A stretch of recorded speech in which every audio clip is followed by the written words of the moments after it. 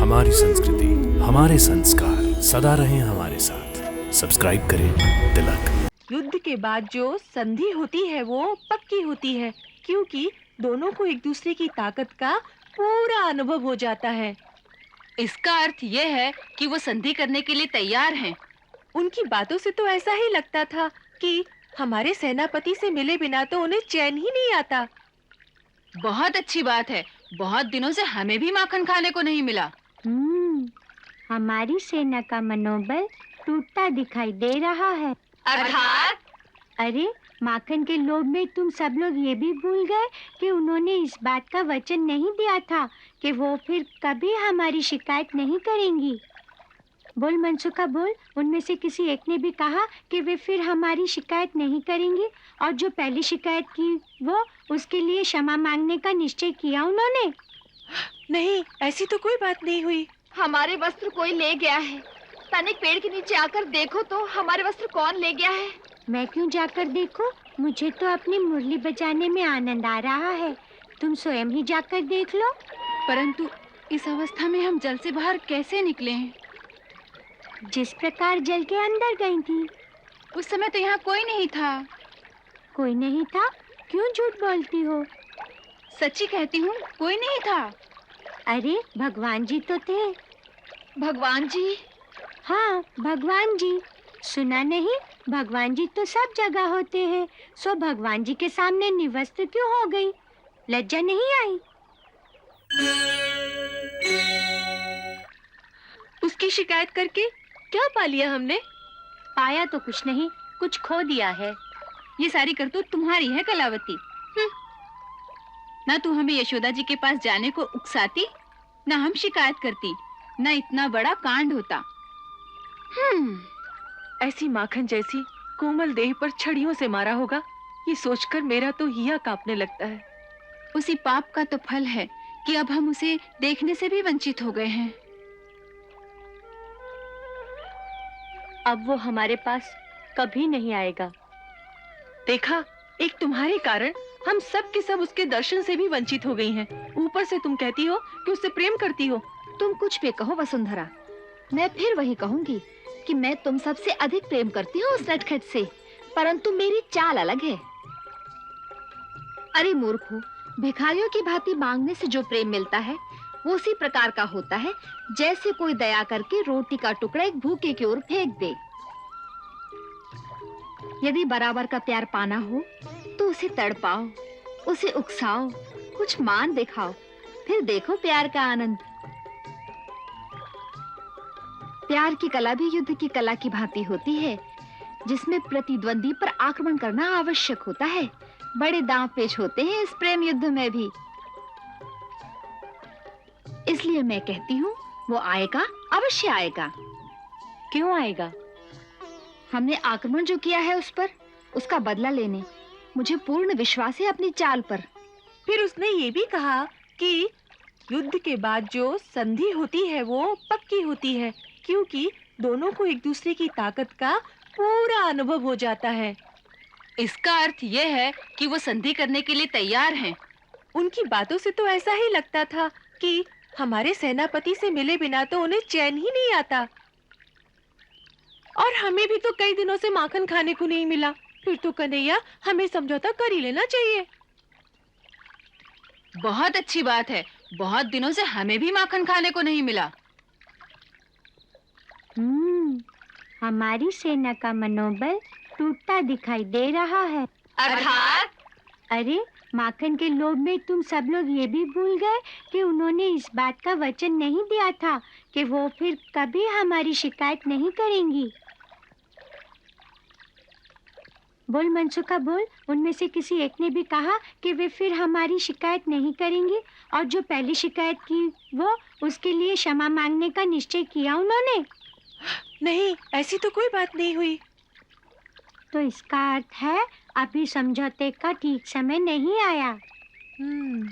यदि वो समझती हैं कि अब भी उनका पलड़ा भारी है और वे अपने सारे समझौते हमसे मनवा लेंगी, तो हमें तब तक अपने युद्ध को नहीं रोकना चाहिए जब तक हमारा पलड़ा भारी न हो जाए, और हम उन्हें क्षमा मांगने पर विवश नहीं कर देते।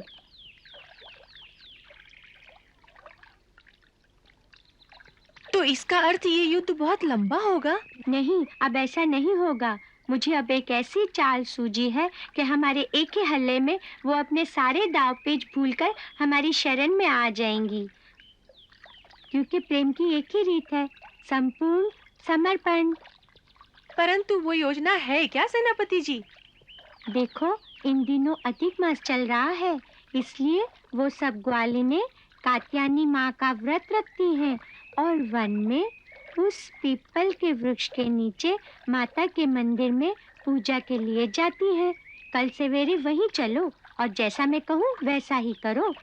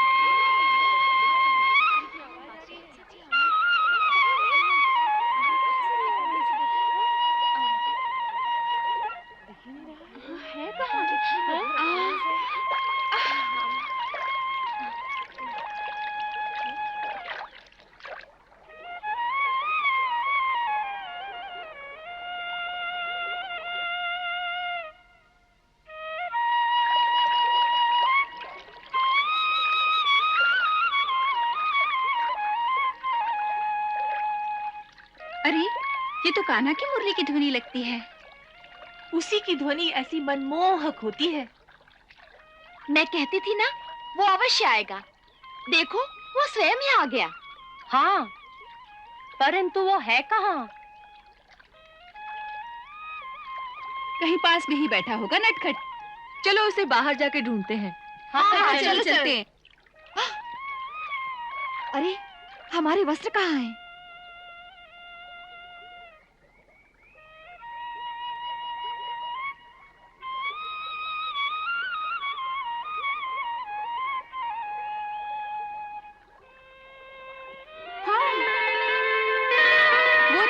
उसके छोटे छोटे चरण दिखाई दे रहे हैं। हाँ, वही है, कान्हा, ओ कान्हा। अरे ओ कृष्णा। अरे, अब क्यों छुपता है? हमने तुम्हारे चरण देख लिए हैं।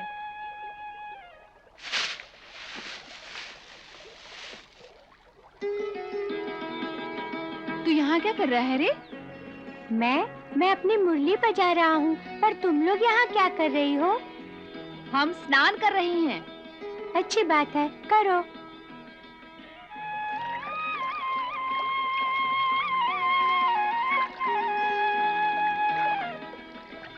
कन्हैया, हम नदी से बाहर आना चाहती हैं। तो आ जाओ। परंतु हमारे पास वस्त्र नहीं है। तो तुम वस्त्रहीन होकर नहा रही हो? हाँ। छी छी छी, तुम्हें पता नहीं, नदी में वस्त्रहीन होकर नहाना पाप है। इससे नदी की देवी का निरादर होता है।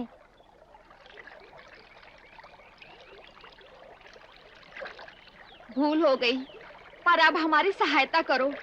हमारे वस्त्र कोई ले गया है। तनिक पेड़ के नीचे आकर देखो तो हमारे वस्त्र कौन ले गया है।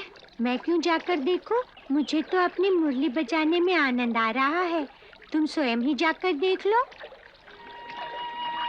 परंतु इस अवस्था में हम जल से बाहर कैसे निकले हैं? जिस प्रकार जल के अंदर गई थी, उस समय तो यहाँ कोई नहीं था। कोई नहीं था? क्यों झूठ बोलती हो? सच्ची कहती हूँ, कोई नहीं था। अरे, भगवान जी तो थे। भगवान जी? हाँ, भगवान जी। सुना नहीं, भगवान जी तो सब जगह होते हैं, सो भगवान जी के सामने निवस्त्र क्यों हो गई? लज्जा नहीं आई? भूल हो गई लल्ला, हम फिर ऐसा नहीं करेंगे। अब हमें और मत सताओ, हमारे शरीर ठंड के मारे कांप रहे हैं। हमारा इतना काम तो कर दो कि हमारे वस्त्र ढूंढ कर ले आओ। हम तुम्हारे हाथ जोड़ती हैं। अच्छी बात है, हम तुम्हारा ये काम कर देते हैं, परंतु हमारी एक शर्त है। शर्त? अरे वो देखो, मेरा वस्त्र उसी पेड़ पर है। तो हमारे वस्त्र तुम्हारे पास हैं। हाँ, यही मेरे पास है। धूर्त, तो तू ही हमारे कपड़े चुरा कर ऊपर ले गया था। मैंने चुराए नहीं, ये वस्त्र धरती पर पड़े थे। मैंने सोचा कोई चुरा ले जाएगा, इसलिए वस्त्र संभाल कर पेड़ पर रख दिए। तुम कहती हो कि ये तुम्हारे हैं, तो तुम्हें दे देते हैं, परंतु हमारी एक शर्त है। हमें कोई शर्त वर्त नहीं सुननी। निर्लज्ज, बेशरम, पहले माखन चुराता था, अब वस्त्र भी चुराने लगा। दे दो हमारे वस्त्र वापस, नहीं तो यशोदा मैया से कहकर ऐसी पिटाई लगवाएंगी कि जीवन भर याद रखोगे। ये बात है तो जाओ कर दो शिकायत। अरे मनसुखा, तू तो कहता था कि ये बेचारियां समझौता करना चाहती है, देख रहे हो इनकी अकड़। अरे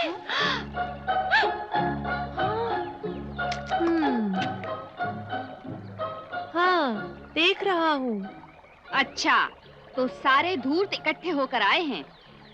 याद रखना, सब गांव वालों से तुम्हारी पिटाई करवाऊंगी।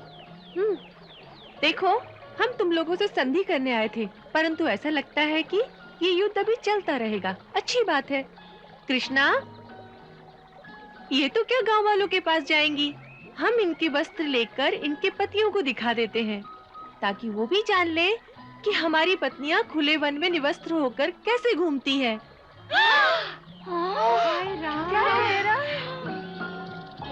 कृष्णा, हमें दे दे इनके वस्त्र और तू भी नीचे आ जा, देख लेंगे। क्या कह रहा है ये तो सचमुच ले जा रहे हैं। अरे रुको इसे। क्या किया जाए? अभी बाहर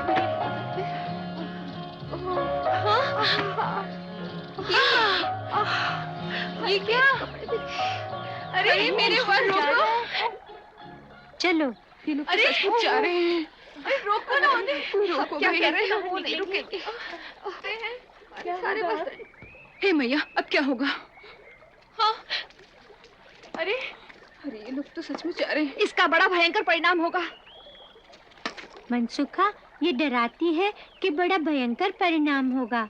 भयंकर इनके लिए होगा, तुम डरो मत, चलो। हाँ, अब क्या होगा? गांव में बड़ी बदनामी होगी। नहीं कान्हा, इस प्रकार मत जाओ, हम किसी से कुछ नहीं कहेंगे। हाँ, हम किसी से कुछ नहीं कहेंगी। ठहरो।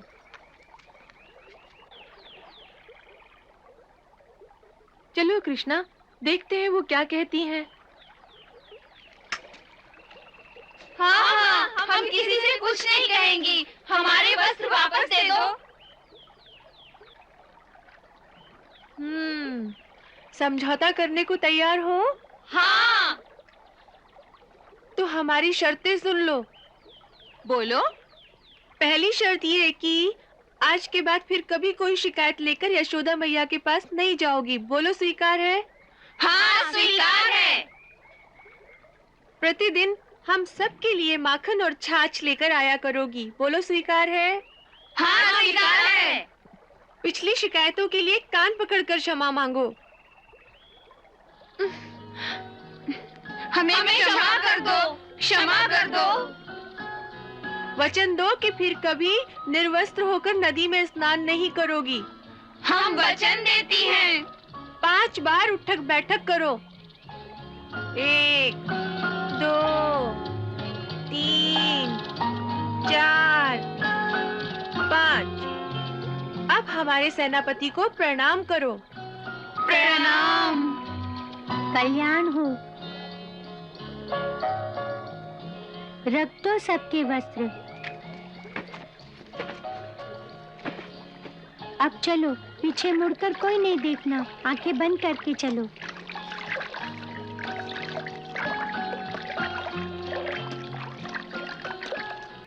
कितना छलिया है, एक ही चाल से हरा दिया हमको।